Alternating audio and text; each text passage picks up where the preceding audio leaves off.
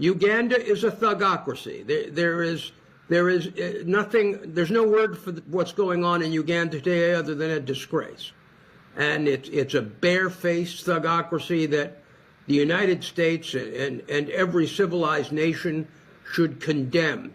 And Bobi Wine's safety, after having won that election, should be paramount in the minds of foreigners, especially foreign donors or those countries that work with Uganda. In Uganda, the government said the internet shutdown was necessary to prevent misinformation and people using it to abuse and undermine the territorial integrity of Uganda and to protect life and property.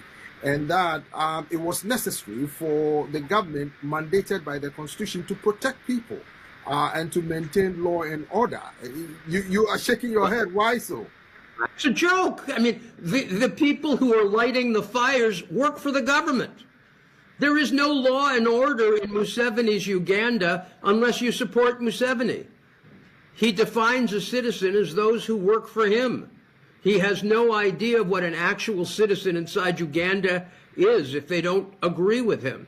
These are the ravings of a man who's been in power for 40 years and who's just absolutely attempting to develop a dynasty and pass it on to his kid without any deference to the people of Uganda. Why do you think there seemed to be a plan for the son of the president to come? You mentioned dynasty here. Do you think that is the plan in Uganda? Well, do you think this son of the president actually qualifies as a general? Are you kidding me? With his statements made in the last week, he'd have been kicked out of any real army in the world. Closing the internet for property rights. Come on. Closing the internet is a violation of all the international treaties that Uganda and Tanzania have signed. It makes them no better than Iran. It puts them right up there with Iran and North Korea and all those other countries that are shameful murderers of their own people. That's what we're seeing in Africa. We are seeing the return of Idi Amin's type of government. That's what we're seeing. And it is incredible to me that anyone in Uganda watching what's going on today, or for that matter in Tanzania, what's going on to me, can be anything other than critical of the governments who deploy tools and resources that are contrary to every international treaty in order to shut down the voice of the people. Well, your law firm, AP Partners, came up with a press release a few moments ago calling on the international community to ensure Bobi Wine's protection. But some of his critics are saying that it's neither here nor there, and it's calculated to tarnish the image of Uganda, both locally and internationally. Well, you know, it's kind of funny. I don't need to tarnish Uganda's image. They do it for themselves and very well. Just look at the statements that have been made by Museveni's son. I mean, just take a look at what he said, and I can quote this purported general.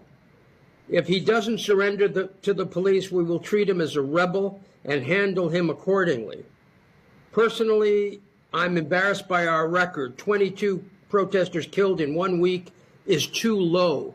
I promise to do better. Are you kidding me?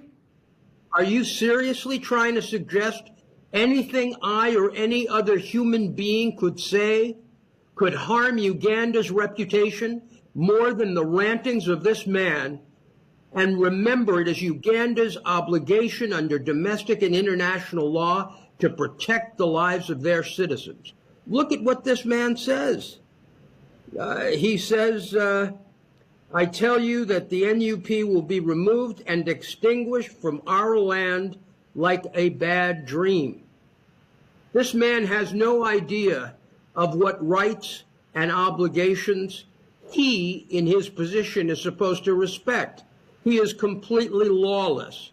He is an outside the law operator in a uniform that is ill-fitting anyone who has any claim to rule of law or democracy. The Ugandans have only themselves to blame for a terrible reputation in the international community that is not being assisted by their attempting to hunt down the winner of the last election, Mr. Wine. But some analysts in Uganda tell me that the statement or X messages posted by the son of the president, does not reflect that of the government. And the government, he does not speak for the government, so it should be ignored. That's a complete joke. If he doesn't, firstly, he's the president's son. Secondly, if the president or the government wants to disclaim this moron, then it's up to them. But they haven't. They've stood by him. It is their obligation. The man wears a uniform. He is, to all intents and purposes, a reflection of the government of Uganda. If they don't like their reflection in the mirror, they should change how they act.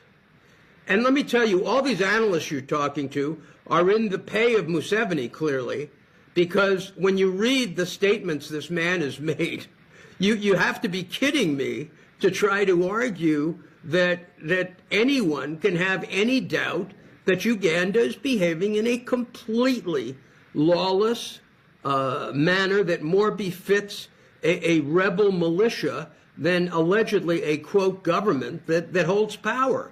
It's a shame on Uganda. It's a shame on Africa. The African Union should have intervened already, just like they should have intervened in Tanzania. We have thousands dead in the streets in Tanzania, with the African Union doing nothing. It is a crime against humanity, what happened in Tanzania. And we need, and you know, Bobi Wine has been very cautious to say any protest should be peaceful and within the law. And that needs to be understood. There is no violence, there are no threats coming from Mr. Wine or his political party. All the threats are coming from the son of the president in his ceremonial garb as a general. Is that why your organization or your law firm is calling on the international community to ensure his protection in Uganda?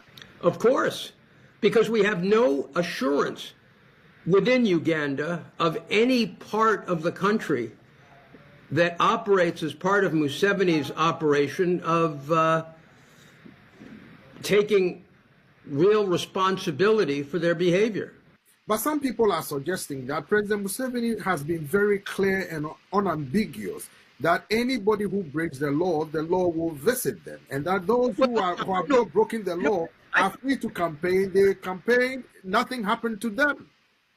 I don't know what you've been looking at in terms of Uganda. The violence in the streets, the constant use of tear gas against peaceful protesters. Where have you been? This has been going on in this election, in the past election. Bobi Wine was tortured to near death years ago. What they did to Mr. Bisigi is outrageous. They continue to persecute everyone with the guts to stand up to this absolutely shameful military regime that should have been rid of 20 years ago or more. But what do you say to some of the critics of the opposition, including Bobi Wine, your clients, that if they know the elections were a sham, if they knew they would be cheated, if they knew the system was rigged against them, why participate in an election in the first place? Because boycotting it will not give it the legitimacy it requires, they argue. Listen, there is no legitimacy either way. What's important is Bobi Wine, just like Tundu Lissu, attempted to operate within the system that legally exists.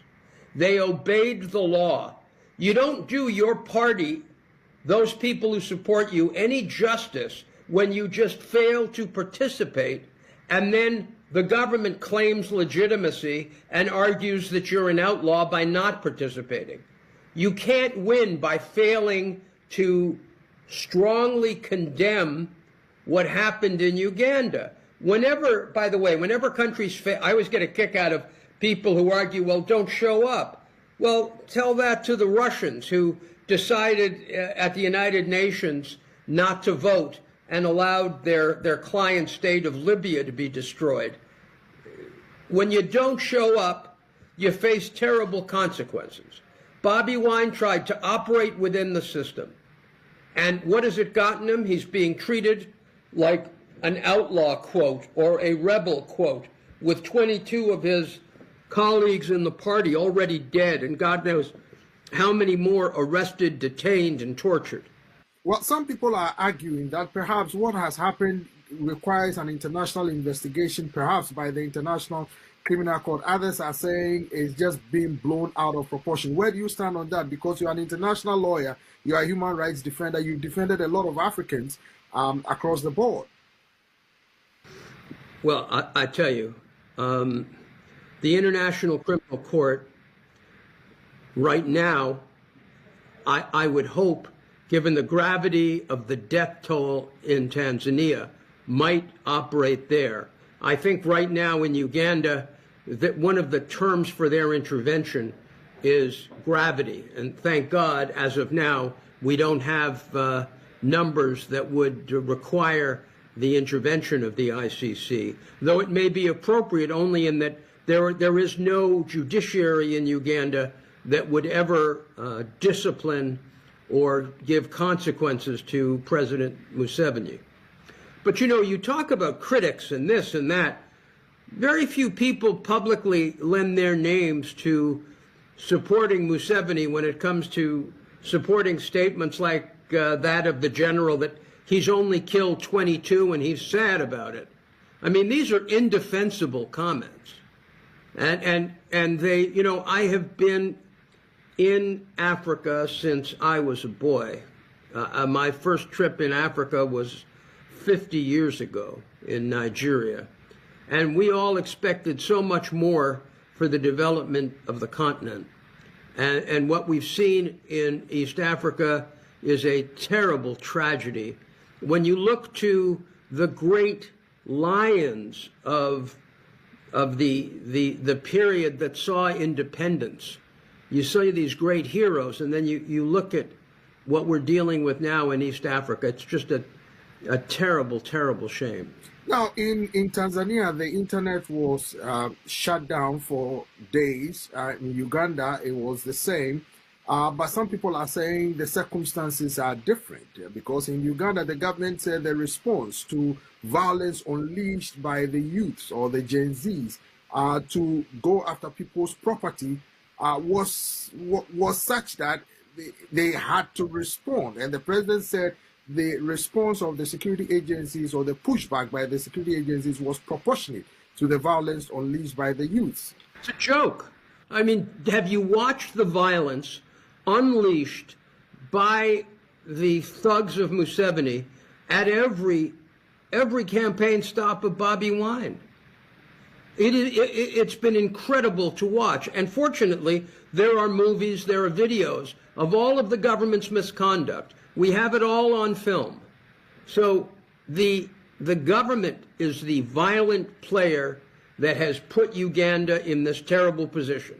And I hope they come to their senses, provide Bobi safe passage back to be with his family, remove the army that has padlocked his home and with his wife inside the house, and allow normalcy to return so that Mr. Wine and his party can rebuild and properly contest this bogus election.